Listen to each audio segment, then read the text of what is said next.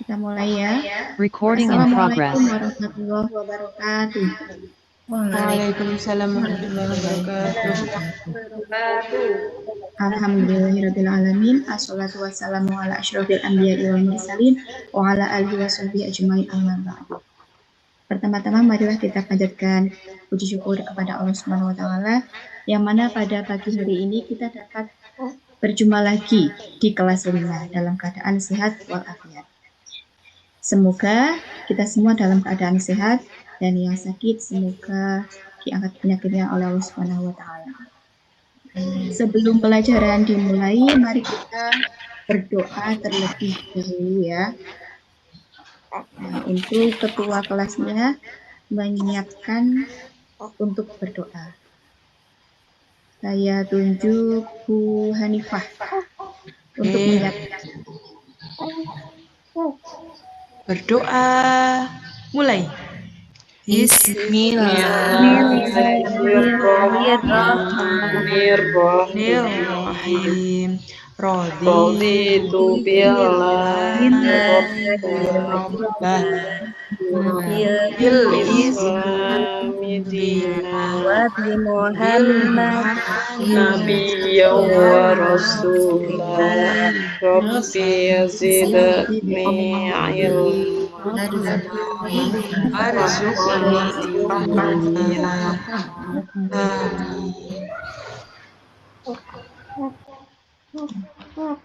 Apakah saya sudah bisa memperlihatkan ini Bu? PowerPoint-nya? Sudah? Sudah, Bu. Sudah. Oke. Ya, mohon maaf kita belajar bersama-sama ya. Nah, untuk mengingat pelajaran yang minggu lalu, kita belajar tentang membaca surat Al-Maun bersama. Ya, sebelum membaca surat Al-Maun, apa yang kita lakukan? Membaca ta'awudz dan terlebih dahulu. Oke, mari kita baca surat Al-Maun bersama-sama ya. Siap? Siap, Bu. Siap. Oke, kita mulai. 1, 2, 3. Baca ta'awudz bersama.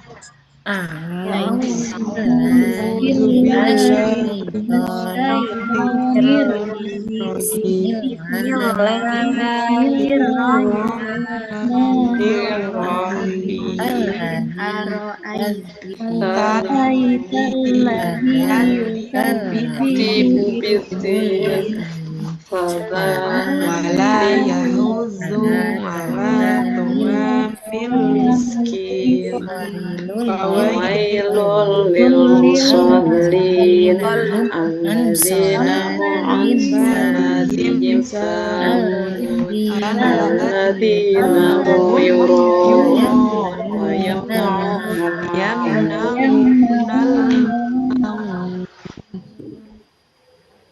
Baca tasdik bersama. Shadaqallahul azim. Ya, semuanya sudah bisa lancar membaca surat Al-Maun ya. Alhamdulillahirabbil alamin.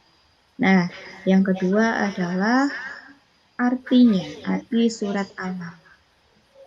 Bu Iin minta tolong untuk Izzat Al-Ulaili, tolong bacakan artinya nomor 1 sampai 4. Silahkan.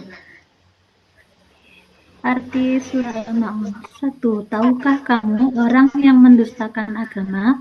2. Maka itulah orang yang menghardik anak yatim. 3. Dan tidak mendorong memberi makan orang miskin. 4. Maka celakalah orang yang sholat.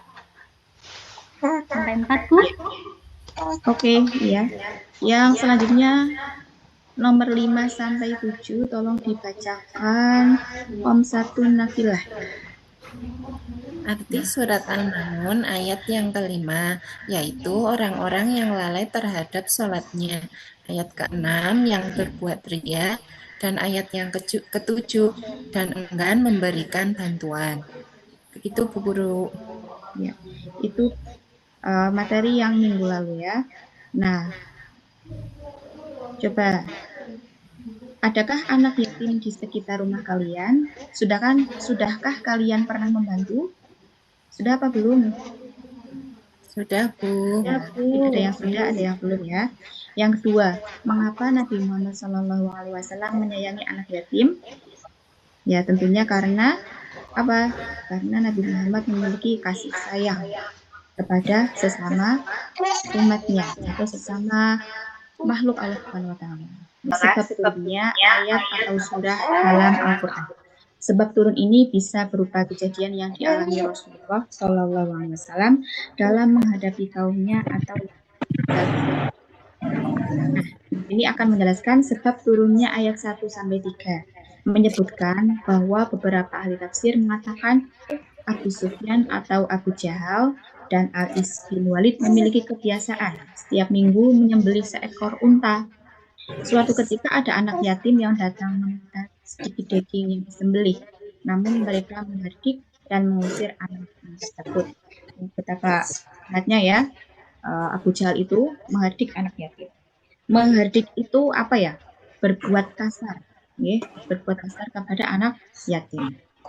Anak yatim adalah anak yang sudah tidak memiliki, ya.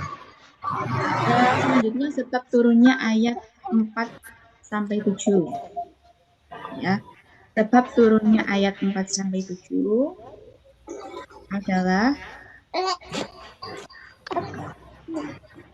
ingin dilihat dan dipuji orang lain.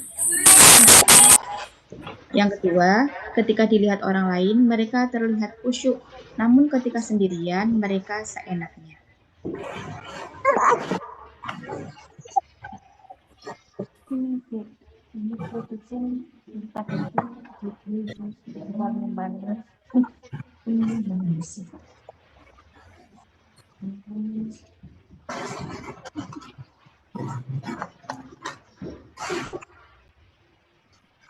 Yang selanjutnya,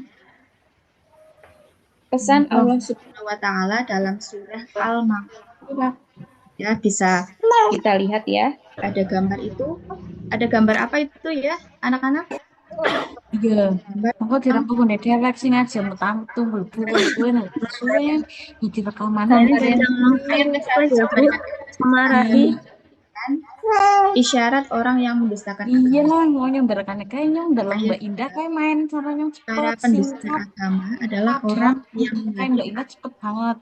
menyakiti hatinya, tidak peduli dengan hidupnya, Soalnya serta kayaknya lagi. harta. Ya iya, nyong kan jalan-jalan satu sebab nyombe. Jalan ke pengertian singkat. Dia ingin memberi makan. Nah, kita padahal dianjurkan oleh Allah untuk memberikan makan orang yang kurang mampu. Coba kita gambarnya, ya. Kasihan apa tidak? Kasihan ya. Iya, mereka tidak bisa makan layak. Kita harus membantu mereka yang kurang mampu. Ya. Yang selanjutnya ayat keempat. Nah, perhatikan ya. Ini ada gambar orang sedang sholat tapi sambil selfie. Nah, ini adalah salah satu perbuatan riya ya. Ini ramai sekali pada zaman sekarang. Apa-apa itu diupload ya supaya orang melihat. Nah, ini termasuk riya atau perbuatan ingin mempertontonkan amalnya kepada orang lain supaya dipuji. Oh, dia rajin begitu ya. Ya, yang keempat, ayat 4 orang yang sholat menyebut nama Allah tetapi berperilaku tercela. Seharusnya ia sholat khusyuk, makin baik pula perilakunya. Harusnya seperti itu, ya. Nah, kalian juga harus sholat khusyuk ya. Latihan di rumah mulai sekarang sholat khusyuk. Iya, Bu. Ayat kelima, orang yang lalai, bermalas-malasan terhadap sholatnya, ya. Bermalas-malasan atau menunda-nunda sholat. Ayat keenam, orang yang riya. Ya, alladzina hum yuraun, orang yang riya ingin memperlihatkan ibadah sholatnya kepada orang lain, orang yang riya amalnya akan sia-sia. Kira-kira sayang apa tidak kalau amalnya sia-sia? Sangat disayangkan ya. Sayangku hilang. Tidak mengharapkan penilaian dari orang, ya, biarkan Allah yang menilai. Selanjutnya ayat ke-7 yaitu wayamnaunal maun. Pesannya apa ayat ke-7? Ya, mereka enggan memberikan bantuan kepada sesama meskipun sekedar barang untuk keperluan sehari-hari. Nah, di sini ada gambar ya. Guru sudah carikan gambar ini, contohnya sedang meminjamkan pensil kepada teman. Ya, temannya ini namanya Budi misalkan. Budi pensilnya patah. Nah, Doni memiliki pensil 2. Doni ini memberikan pensilnya, meminjamkan kepada temannya tersebut. Nah, meskipun hal sepele, pensil termasuk hal yang berguna. Ya. Nah, itu adalah pesan ayat 1 sampai 7. Yang selanjutnya, pesan yang terkandung dalam surah Al-Maun. Yang pertama, manusia harus memiliki kepedulian terhadap anak yatim. Ya, anak yatim itu yang sudah tidak memiliki bapak ya. Mohon maaf ya, kalau di antara kalian ada yang sudah tidak lengkap memiliki orang tua, maka bersyukurlah di antara kalian yang memiliki orang tua yang masih lengkap. Siapa orang tua kalian di rumah? Yaitu bapak dan ibu kalian. Yang kedua yaitu hendaknya manusia memiliki rasa empati terhadap fakir miskin. Empati itu apa? Yang memiliki rasa belas kasihan, rasa kepedulian terhadap fakir miskin atau orang yang kurang mampu. Yang ketiga yaitu sholat dengan khusyuk semata-mata karena Allah Subhanahu wa Ta'ala. Ya. Demikian pelajaran dari Bu Iin. Ya. Selanjutnya Bu Iin akan memberikan tugas kepada kalian. Ini tugas dikerjakan ya. Tugas lembar kerja kelompok pertemuan ke-1. Silahkan dikerjakan, nanti dikumpulkan. Ya. Bu Iin akhiri. Mohon maaf atas kekurangannya. Assalamualaikum warahmatullahi wabarakatuh.